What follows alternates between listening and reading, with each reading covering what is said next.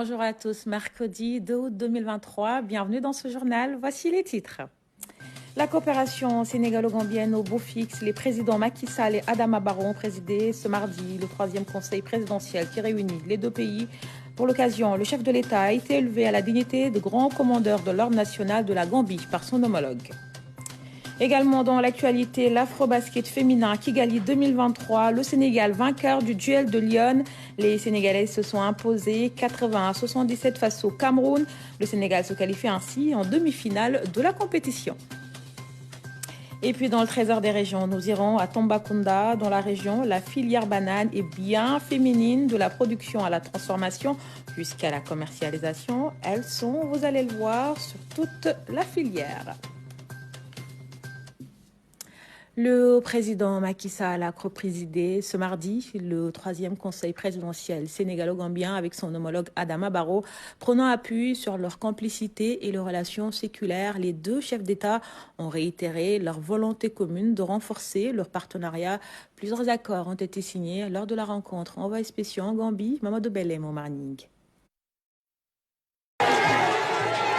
Unis par l'histoire et la géographie, le Sénégal et la Gambie sont deux pays frères.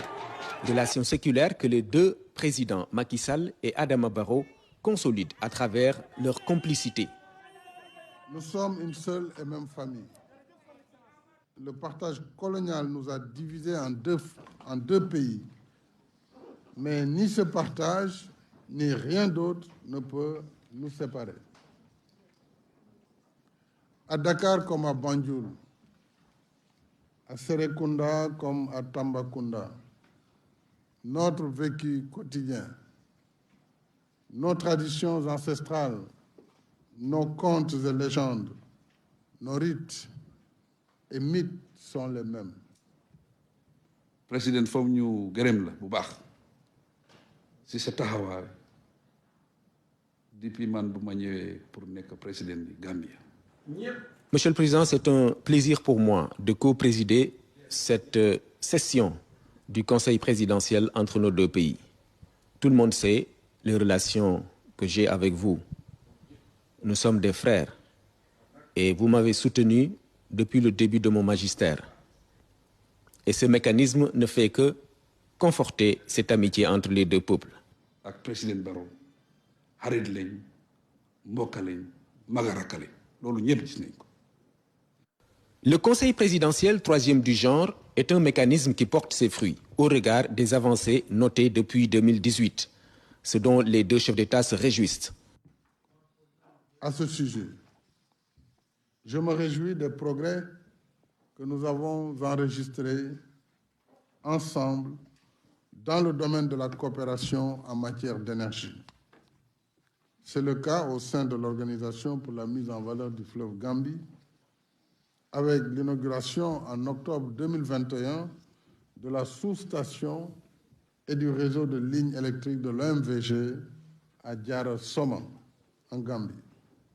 En outre, au plan bilatéral, la Sénélec fournit de l'électricité à la NAWEC à travers les points de connexion de Keur Aïb et de Karang.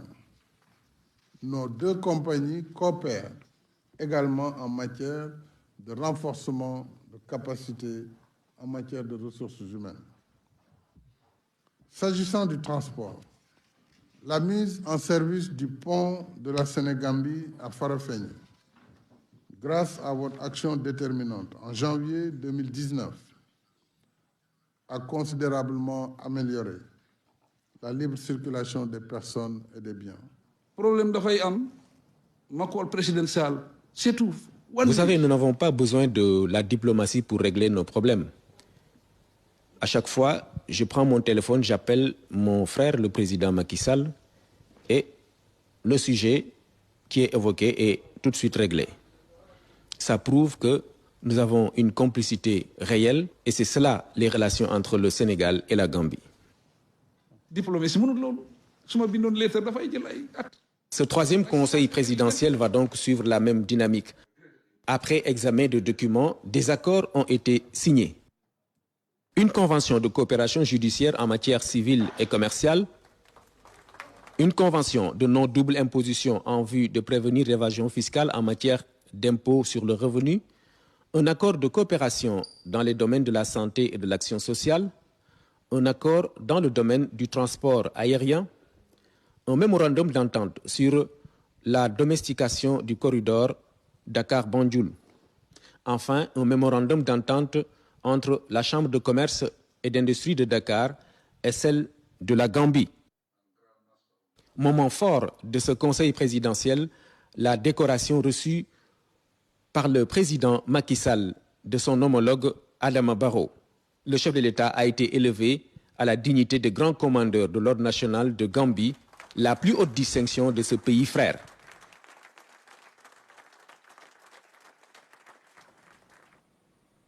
À l'issue de ce conseil présidentiel, un communiqué conjoint a été lu par les deux ministres des Affaires étrangères.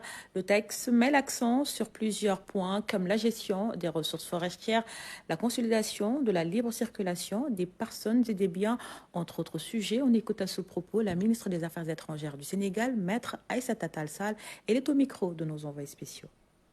Face à l'aggravation persistante de la dégradation des ressources forestières et fauniques dans les deux pays, dû notamment à l'exploitation forestière illégale, au braconnage et au trafic illicite de bois qui ont un impact négatif sur les conditions de vie des populations.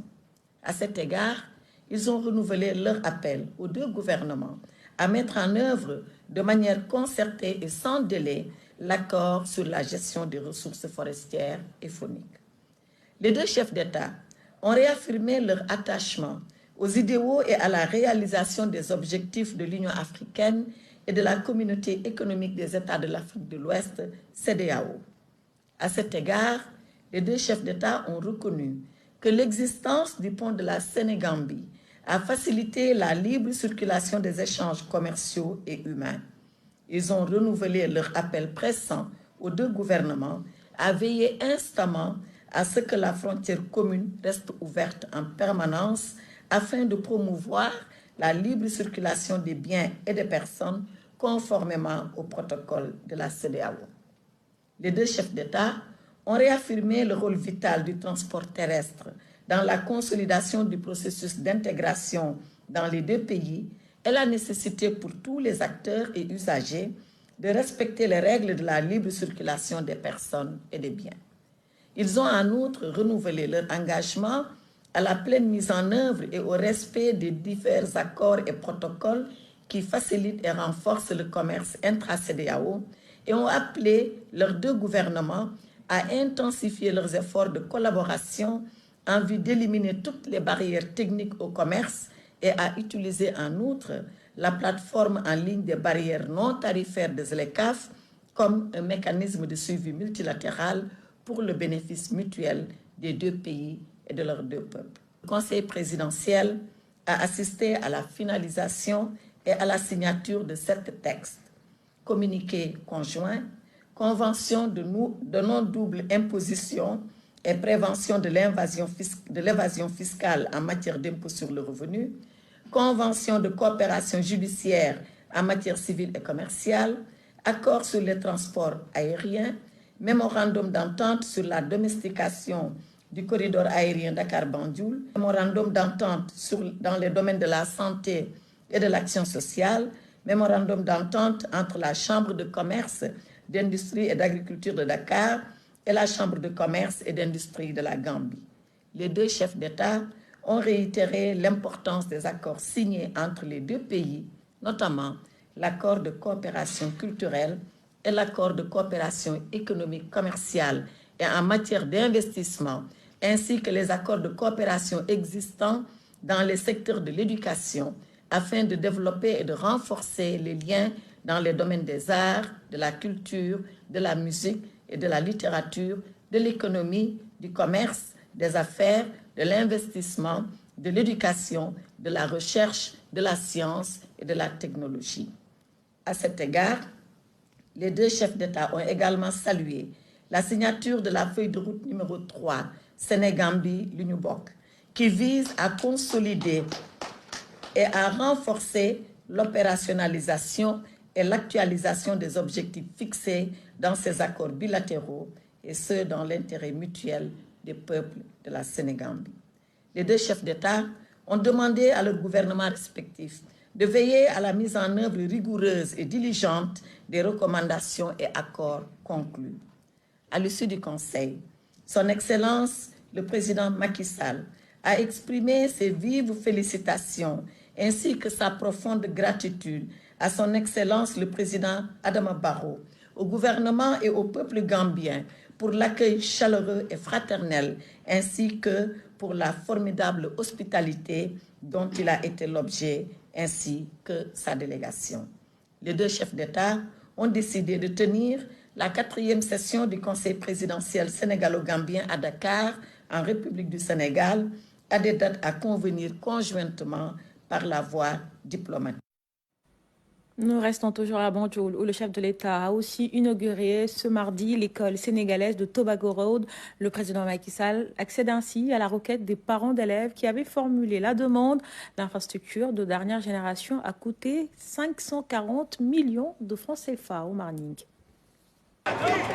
L'accueil populaire traduit le sentiment d'une communauté reconnaissante, car la reconstruction de l'école sénégalaise de Tobago Road est une réponse à une vieille doléance des parents d'élèves. Lors d'une de mes visites à Banjul, les parents d'élèves m'avaient soumis une doléance pour la réhabilitation de l'établissement, parce que l'école était complètement délabrée. Elle menaçait ruine et constituait un risque sécuritaire pour la communauté scolaire. J'ai alors accédé à leur requête en décidant de reconstruire entièrement l'école et de réhabiliter en même temps le groupe scolaire de Kanifing dont les travaux viennent d'être achevés. Infrastructure de dernière génération, l'école sénégalaise de Tobago Road a coûté 540 millions de francs CFA. L'ouvrage bâti sur 3000 m² comprend 15 salles de classe, un bâtiment R+1 qui répond aux normes requises. L'architecture de l'école a été conçue et réalisée pour s'adapter aux contraintes climatiques avec un excellent niveau d'aération que nous avons constaté. Mais également, c'est un bâtiment qui répond aux meilleures normes de sécurité et de sûreté. Monsieur le ministre, je suis heureux que ce protocole que vous m'avez présenté déjà hier soit réalisé ici à Banjul.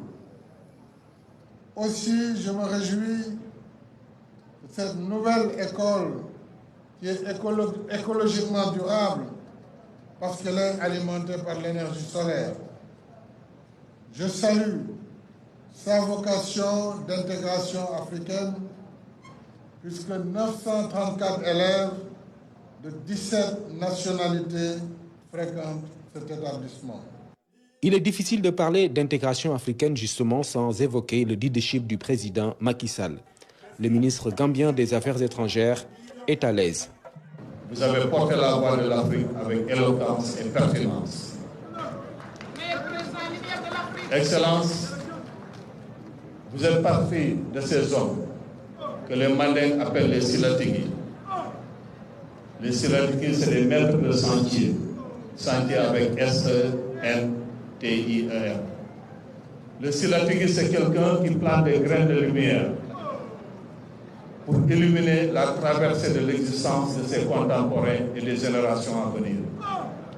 Excellence, avec ce que vous avez posé comme acte en tant que président, je pense que vous représentez une source d'inspiration pour tous les dirigeants africains. La doléance satisfaite, le président Macky Sall appelle les élèves et leurs parents à faire bon usage de cette école. Allusion à l'entretien. Le chef de l'État a une nouvelle fois remercié son homologue gambien, le président Adama Barrow, pour l'accueil réservé lors de cette visite. À l'issue de l'inauguration de cette école sénégalaise de Tobago Road, le président gambien a raccompagné son hôte le président Macky Sall qui a regagné Dakar en début de soirée. L'actualité, c'est aussi le bus incendié au cocktail Molotov à Yarar ce mardi. Des hommes cagoulés ont immobilisé le véhicule de transport en commun. Le bilan fait état de 2 pertes en vies humaines et des blessés graves. Le ministre de l'Intérieur, Antoine Félix Abdoulaye Diome, s'est rendu au chevet des victimes, nous dit Ousmane Garifaye. Voici ce qu'il en reste de ce bus de la ligne 65.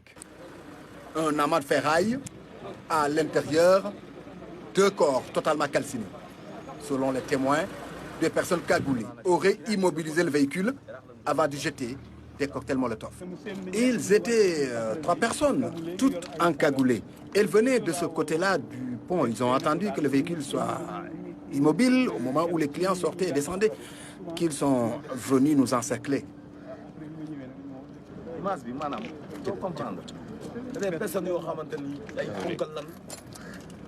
On ne pouvait rien voir de leur visage du fait de leur cagoule. Ce qu'on peut dire, c'est que juste ils avaient des pantalons noirs avec des poches latérales. Ce sont des criminels.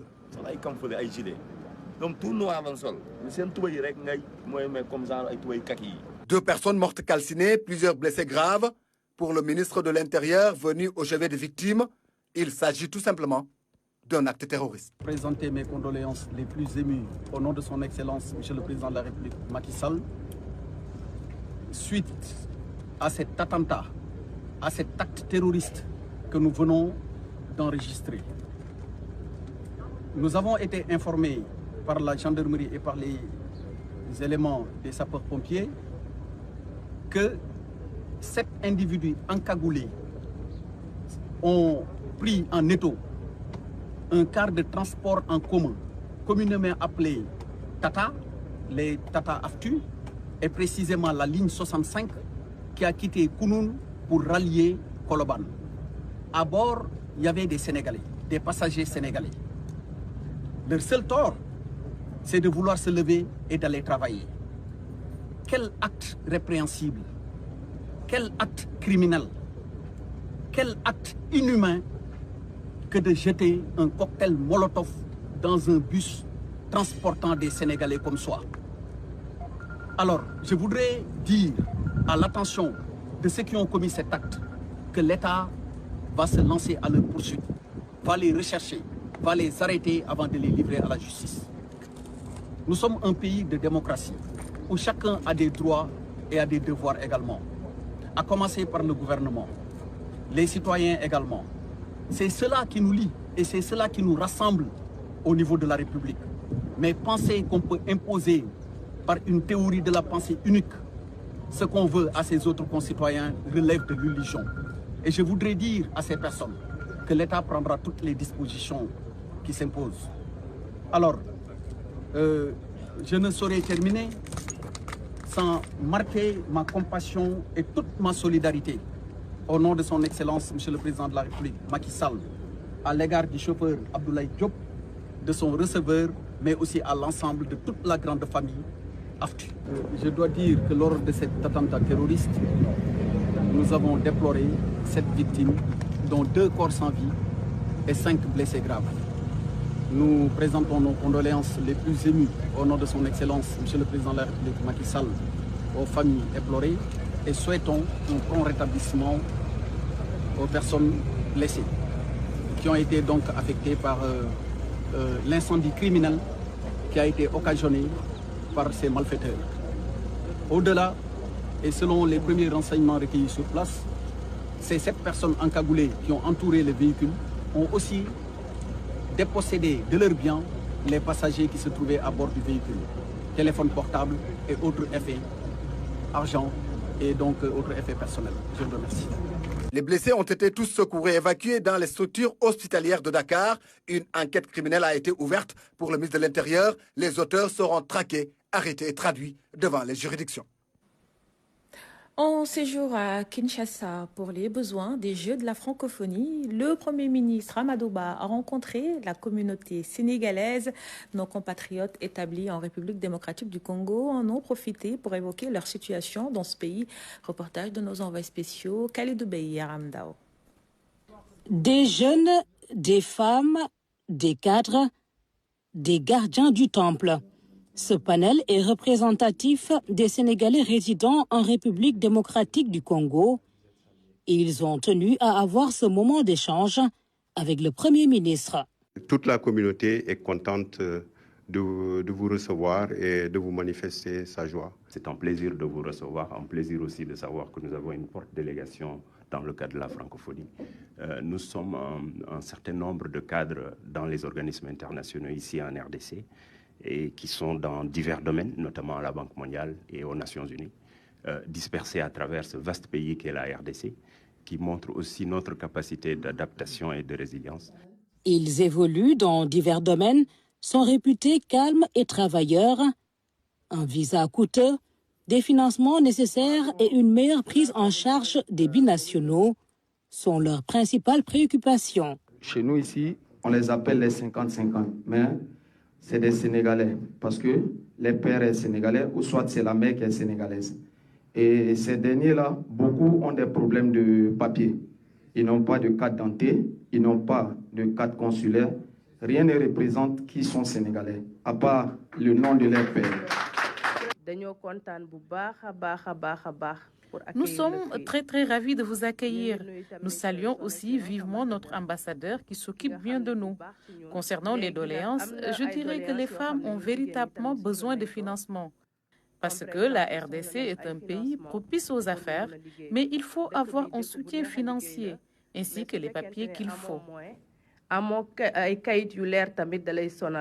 Le bloc-notes et le stylo du Premier ministre étaient déjà sortis pour relever ces préoccupations légitimes. Quand nous venons, à l'image du président, on s'intéresse un peu de manière concrète, pratique, aux conditions de vie et de travail de nos compatriotes qui sont à l'étranger. Vous êtes une région importante. Vous avez posé un certain nombre de problèmes. Nous sentons que c'est une préoccupation très forte. Les documents, surtout quand vous voulez sortir, aller au Sénégal, ça coûte cher. Le visa pour le Sénégal est gratuit, mais eux, chaque pays a sa réglementation. Donc le visa est assez coûteux. Donc c'est autant de préoccupations que nous allons soulever avec le Premier ministre tout de suite. Mais nous allons assurer le suivi au niveau du gouvernement d'ailleurs. Vous avez posé le problème du financement, qui est un problème très récurrent. Que ce soit ici ou au Sénégal, le problème du financement se pose. Le président de la République avait mis en place un instrument, FAISE, pour soutenir nos compatriotes qui sont à l'étranger. Donc, dès mon retour, je vais saisir Mme Baké, pour voir un peu concrètement quels sont les problèmes spécifiques que vous avez au niveau de la RDC. Le Premier ministre Amadou Ba s'est aussi montré très sensible au cas des Sénégalo-Congolais, un dossier à traiter avec la diligence requise.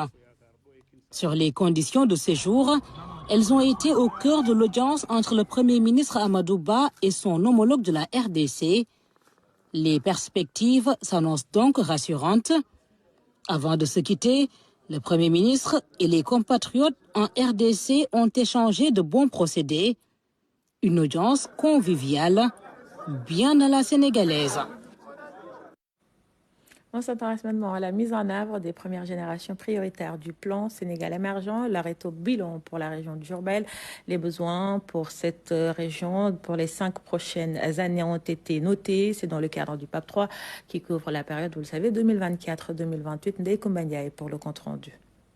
C'est sous la supervision du gouverneur de la région de Diourbel que les acteurs du développement territorial ont fait le bilan de la mise en œuvre des premières générations prioritaires du plan Sénégal émergent.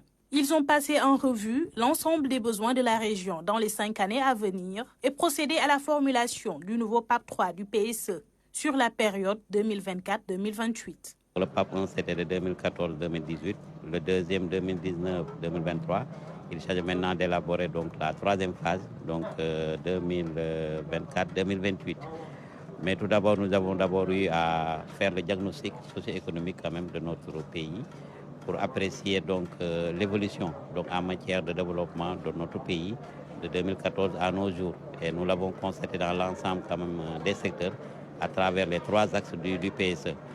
Et le deuxième maintenant, la deuxième présentation, c'était de voir avec l'ensemble des acteurs territoriaux les projets donc prioritaires que la région de Diourbel pourrait positionner dans la mise en œuvre de ce PAP3. La région de Diourbel a un potentiel indéniable, surtout en matière de production agricole et d'élevage. Mais des contraintes freinent son développement. Pour y remédier, des propositions ont été faites. Notamment le projet relatif aux ZIAR. Nous sommes dans une zone religieuse, donc il y a une zone intégrée de valorisation donc, des peaux et cuirs. Et je pense que la production et la consommation de viande est assez élevée et assez importante à Touba. Donc la mise en œuvre de ce projet pourra en tout cas créer des emplois au bénéfice des jeunes.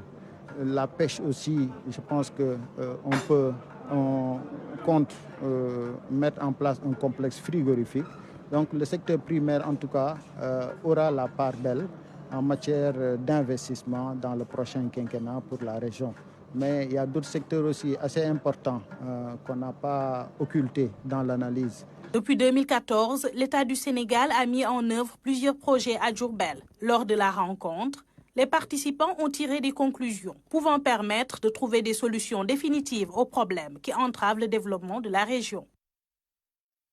Investissement en risque, l'assurance pour le développement du commerce et de l'investissement en Afrique lance officiellement ses opérations au Sénégal. Notre pays est actionnaire de l'organisation depuis 2 ans avec comme priorité les secteurs alignés au plan Sénégal émergent. Mamadou Sakine pour le compte-rendu.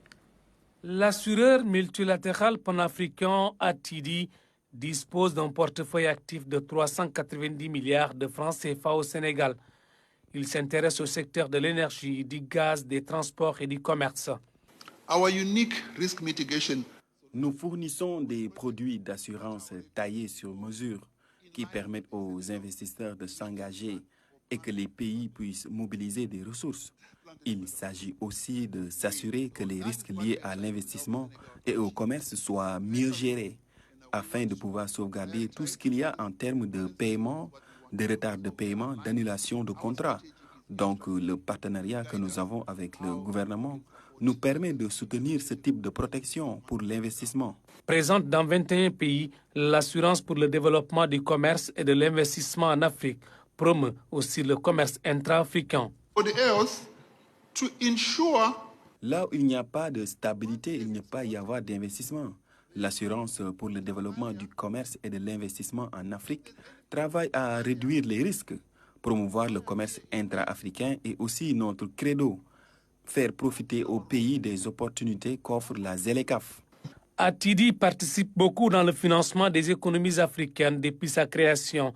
Le secteur privé sénégalais et les investisseurs sont appelés à saisir cette opportunité. Il encourage le secteur privé à se familiariser avec les offres proposées par Attidi. Les banques, assurances et entreprises ont tout à gagner à renforcer leurs liens et à explorer avec elles des solutions pour la mobilisation.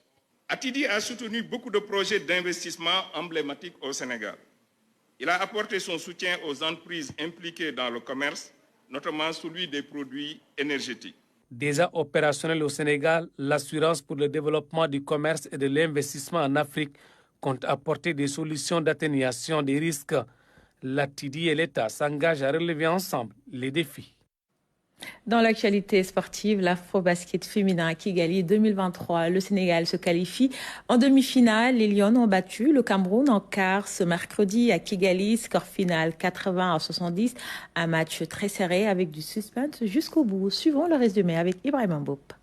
Ce sera donc une victoire. Au bout du suspense, les Lions dans le carré d'as de l'Afrobasket. Le Sénégal tient son rang et montre que c'est un grand pays de basket. Le match était difficile sur le parquet face aux Camerounaises qui ont remporté le premier carton 19-11 et Wodo, Efa et Silatsa ont porté les Lions indomptables. Dans le deuxième carton, le Sénégal ne fléchit pas avec une immense Sierra Dilar. De l'autre côté, l'américaine Jessica Thomas enchaîne les tirs primés. Les Lions gagnent ce carton, mais à la pause, c'est le Cameroun qui mène 32-29, 3 points d'écart. C'est le Sénégal qui a gagné le deuxième carton. Au troisième carton, Sierra Dilar permet au Sénégal d'égaliser avec 2 tirs primés coup sur coup. Elle est intenable. À un moment donné du match, le Sénégal a devancé le Cameroun de 11 points, mais grâce à Ewodo et Thomas, les Lions indomptables sont revenus à 5 points. Sur le banc sénégalais, beaucoup de nervosité avec Tafa Gueye, qui secoue Fatou Pouye et s'emporte.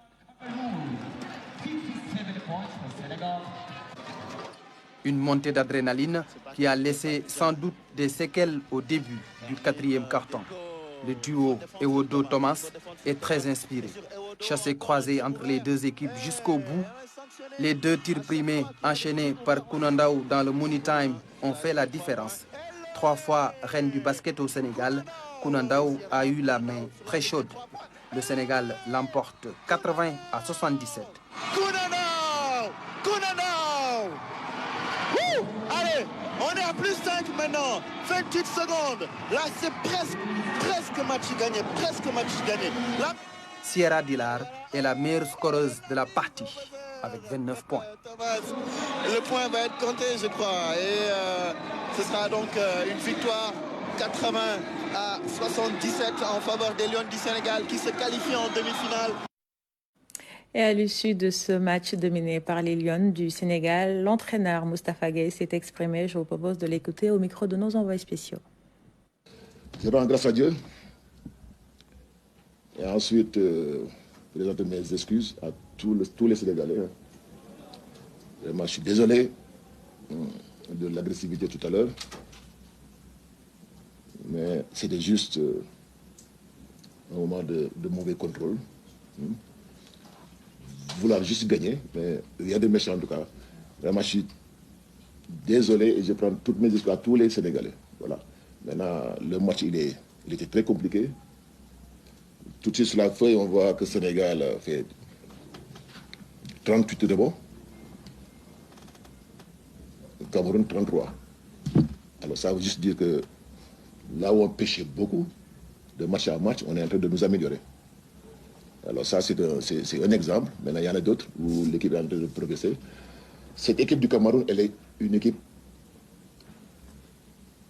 vraiment excellente équipe. Elle est de très bonnes meneuses, des ailiers, des pivots, tout ce qu'il faut. Donc ça donne encore plus de valeur à la victoire. Je félicite les joueuses, hein, toutes les joueuses qui ont donné tout ce qu'elles avaient. Et nous avons en direct de Kigali notre envoyé spécial El Hadj Thierno Dramé. El Hadj Thierno Dramé, bonjour. Donc le Sénégal vainqueur du duel de Lyon entre sénégalaises et camerounaises. Score final 80 à 77, une victoire au forceps on peut dire. Bonjour Mariam, effectivement une victoire au forceps puisque ça s'est décidé dans les toutes dernières minutes du match. Et je pense que le tournant a été ces 2 tirs primés réussis par Kounandaou parce que c'est à ce moment-là qu'il fallait mettre de bons paniers. Elle l'a fait et ce qui a permis donc au Sénégal de non seulement revenir au score parce qu'il y avait un gros chassé-croisé entre les 2 équipes après l'écart de 11 points quand même des Sénégalaises, mais au moins ces 2 tirs ont permis au Sénégal de reprendre de l'avance et surtout de retrouver de la confiance dans le money time parce qu'en général en basket c'est à ce moment-là que tout se décide et donc effectivement c'est une belle victoire face à une belle équipe camerounaise qui met effectivement en relief tout le travail qui a été fait jusqu'ici, mais comme ils l'ont dit, comme tout le monde le sait, le travail n'est pas terminé. L'objectif, c'est vrai, c'était d'aller en demi-finale, d'être dans le dernier carré, c'est fait. Mais après, pourquoi l'appétit vient en mangeant? Il faut continuer à bosser. Le Sénégal a les moyens d'aller plus loin. Et je pense que ça peut le faire maintenant. On attend de voir qui sera l'adversaire du Sénégal. Et l'adversaire du Sénégal sera probablement entre le Mali et la Guinée. Ça sera donc, on va dire, un derby ouest-africain. Ouais, dans tous les cas de figure, ce sera un derby ouest-africain. Mais je pense que toutes les faveurs des pronostics vont à l'endroit du Mali, qui d'ailleurs, le match est en train de se dérouler et ce sont les Maliennes qui dominent les Guinéens. Donc je pense que le Mali sera l'adversaire du Sénégal. Des retrouvailles en demi-finale après le match joué en phase de groupe où les Maliennes avaient littéralement humilié les Sénégalaises. Si elles se retrouvent en demi-finale, ce sera évidemment un autre match avec une autre réalité, un autre contexte. Mais pour l'instant, ce qui est important pour les Lions, c'est de se retrouver, de se reposer, d'oublier les faits de match. Ibrahim en a parlé tout à l'heure. Ce qui s'est passé entre Tafa Gueye et Fatou Pouye, c'est une chose qu'on n'aime pas voir sur un parquet de football, parce que un parquet de basket. c'est pas la place. Mais Tafa a présenté des excuses. Je pense qu'ils vont se parler, se retrouver et ensuite mettre le focus tout de suite sur la demi-finale. Et à quel genre de match pourrait-on s'attendre entre le Sénégal probablement et le Mali? Ce sera un gros match. Ce sera un gros match. Les Maliennes vont essayer de répéter le match qu'elles ont fait en phase de groupe. Par contre, les Sénégalaises devront réagir, éviter d'avoir à courir après le score, être présentes sur les deux bords du terrain, être agressif en défense. Je le répète tout le temps, agressif en défense et être, jouer les attaques, jouer notre basket et essayer de scorer sans essayer de forcer, sans prendre des tirs forcés. Je pense qu'aujourd'hui, c'est aussi ça qui a fait la différence. Les shoots qui ont été pris, c'était de bons shoots. Et ce qui a permis effectivement de marquer 80 points parce que c'est pas rien devant une belle équipe camerounaise. Donc ça va se jouer sur les deux bords du terrain. Ce sera un match où il faudra avoir les nerfs solides pour jouer, ne pas jouer pour prendre sa revanche sur le Mali, jouer notre basket, être présent sur les duels, sur les deux bords du terrain. Je pense qu'il n'y a que comme ça qu'on peut faire la différence. Très bien, merci beaucoup El Hadj Thierno Dramé avec les moyens techniques de Massiré Faye en direct de Kigali pour l'Afrobasket féminin où le Sénégal, vous l'avez vu, est vainqueur du duel de Lyon face aux Camerounais, score final 80-77. Place maintenant à l'actualité consacrée à nos régions. Le Trésor des régions, c'est juste après ceci.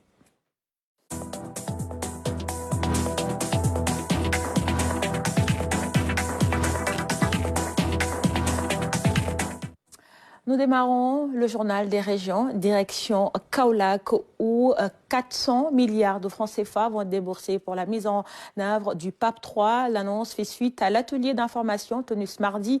Plusieurs acteurs ont pris part à la rencontre. Claire Diop pour le compte-rendu.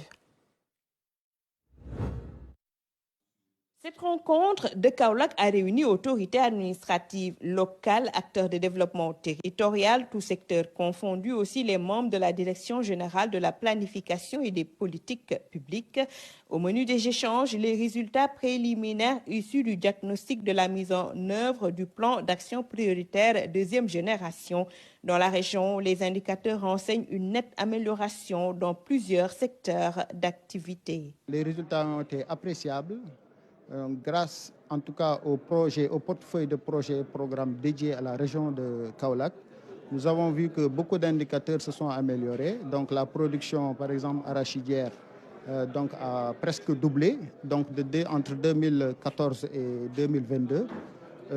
En matière d'infrastructures de transport, donc le linéaire de routes revêtues aussi maintenant avoisine les 800 km. Et en matière aussi de réalisation de pistes rurales, beaucoup de choses ont été faites. L'électrification rurale, maintenant, le taux d'électrification rurale de Kaolack dépasse la moyenne nationale. À cela s'ajoute l'amélioration de l'accès aux services sociaux de base. En ce qui concerne l'éducation, des contraintes sont notées, impactant négativement sur le taux de scolarisation.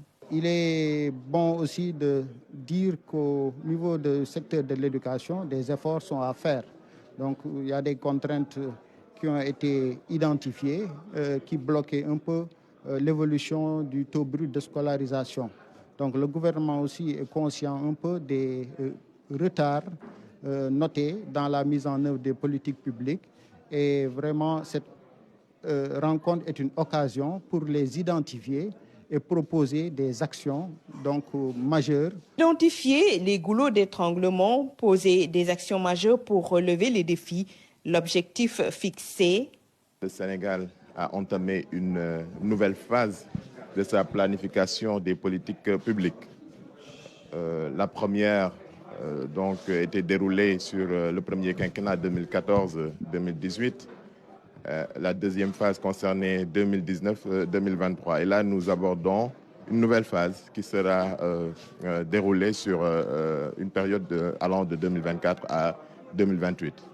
Étant donné que nous abordons cette phase, il était important aujourd'hui que les acteurs soient réunis pour pouvoir discuter des priorités, recueillir les observations et également formuler des recommandations qui seront consignées dans un document régional qui sera un intrant également pour le document national. Pour un développement local durable intégré, la région de Kaolack a proposé un portefeuille de projets et de programmes d'une valeur de près de 400 milliards de francs CFA pour la phase 2024-2028. Ces échanges rentrent dans le cadre d'une tournée nationale d'information sur des questions de développement avec les acteurs à la base. Après Kaolack, une rencontre du genre est aussi prévue à Fatick, où le même exercice sera déroulé.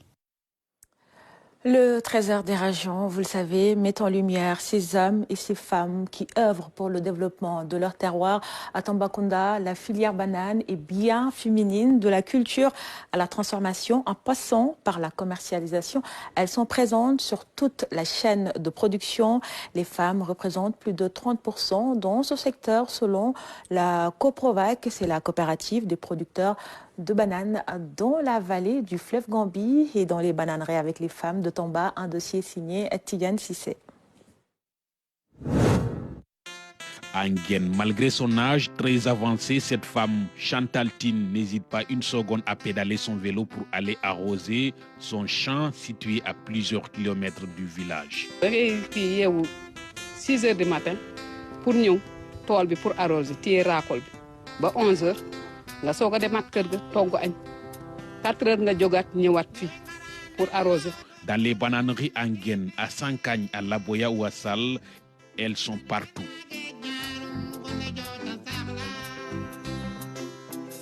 Ici, nous sommes dans le périmètre de Saldé 2 qui est situé à environ une centaine de kilomètres de la commune de Tambacounda. Ici, il y a 90 producteurs, dont 60% de femmes. Les femmes sont présentes sur toute la chaîne de valeur, de la production à la transformation jusqu'à la commercialisation. Certaines d'entre elles n'ont rien à envier aux hommes. Il y a certaines femmes qui ont 2 périmètres et elles travaillent avec leurs mains. Ici, il y a plus de femmes que d'hommes. Tu vois des femmes qui ont des champs de 2500 mètres carrés. Donc c'est des champs, la plupart du temps que les hommes cultivent et qui produisent, qui ont une bonne production, également qui vont jusqu'à égaler la production des hommes et parfois même jusqu'à la dépasser. Après de durs labours entre 7h et midi à salle 2, elles organisent souvent sur place une partie de danse histoire de chasser le stress et la fatigue.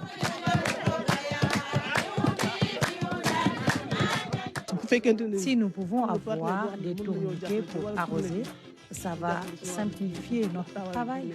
Ici au niveau du GIE de salle 2, la vice-présidente c'est une dame, donc Madame Marie-Thérèse qui parlait tout de suite comme ça. Et également au niveau de la Provac aussi, l'association, donc la vice-présidente également c'est une dame aussi. L'autre problème auquel nous sommes confrontés est lié à la commercialisation. Parfois, on a du mal à vendre. Selon les chiffres de la Coprovac, la coopérative des producteurs de bananes de la vallée du fleuve Gambie, 36% des 728 producteurs de la coopérative sont des femmes.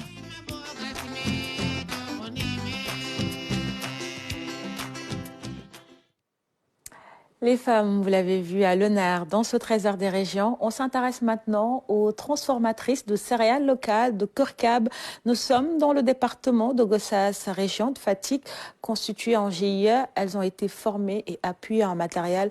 Toutefois, ces travailleuses font face à quelques difficultés liées notamment à l'écoulement de leurs produits. Claire Diop.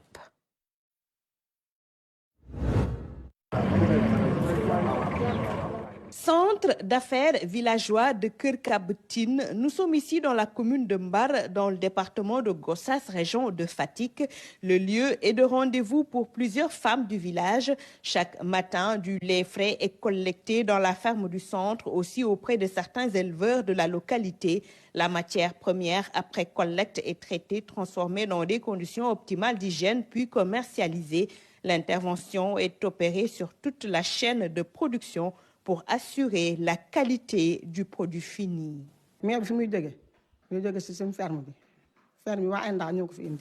lait vient de notre ferme installée par le projet ENDA avec tout le matériel de transformation que vous voyez ici. Vraiment, l'appui est de taille. Quand le lait brut arrive, on vérifie la qualité d'abord. Il y a un spécialiste chargé de faire ce travail. On fait les tests. Quand il arrive à mon niveau, je lave bien mes mains. J'enlève mes bijoux, je couvre ma tête, des règles d'hygiène strictement respectées. Après, le lait est mis dans les machines pour chauffage, bain-marine, pasteurisation. Ensuite, on met dans les bouteilles déjà propres. Après, vient la phase conservation. Autre compartiment toujours dans le centre, l'unité de transformation des céréales locales. Ici s'active une vingtaine de femmes et pour le moment, l'approvisionnement se fait sur le marché local. La matière première, nous l'achetons au marché comme on vient de démarrer. On achète mil, maïs, niébé, arachide, du sucre et un peu de sel.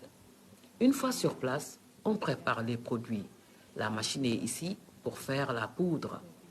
Après, on procède au mélange et à la cuisson. Nous proposons du couscous, du central arao et de la poudre renforcée pour les enfants malnutris.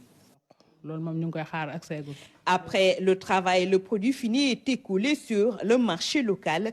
À ce niveau, des difficultés sont notées. Ces femmes de développement veulent conquérir d'autres marchés. Les opportunités et les potentialités restent encore sous-exploitées. Pour le moment, nous ne vendons que sur place. Nous n'avons pas encore de partenaires.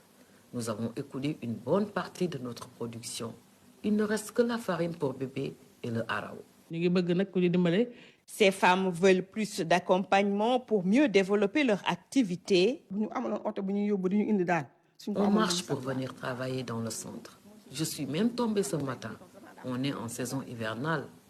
Le lait coûte cher. On va avoir une voiture à notre disposition. Cela va faciliter l'écoulement de la production. Aussi, l'accès du site. Dans ces conditions, on va développer nos activités. Le projet Énergie pour l'entrepreneuriat des petits producteurs de la chaîne de valeur lait au Sénégal est déroulé par Enda Energy et ses partenaires. Le complexe construit ici à Mbar est composé de plusieurs salles de production et équipées d'une ferme de champs d'expérimentation dédiée au maraîchage. L'accès à l'énergie et à l'eau y est assuré. Le projet en phase test affiche déjà des résultats probants. L'exemple est à démultiplier pour une lutte efficace contre la pauvreté, notamment dans le monde rural. Dans l'actualité également, cette triste nouvelle, l'ancien président ivoirien Henri Konan Bédié est décédé ce mardi, chef d'État de 1993 à 1999. Henri Konan Bédié n'avait pas exclu d'être candidat à la prochaine élection présidentielle en Côte d'Ivoire, président du PDCI-RDA, principal parti d'opposition et parti du président Félix Houphouët-Boigny. Il avait 89 ans. Et c'est ainsi que s'achève cette édition. Merci pour votre fidélité. L'information revient dans quelques instants avec Rally Sec pour les Ribars. Bel après-midi à tous et à demain.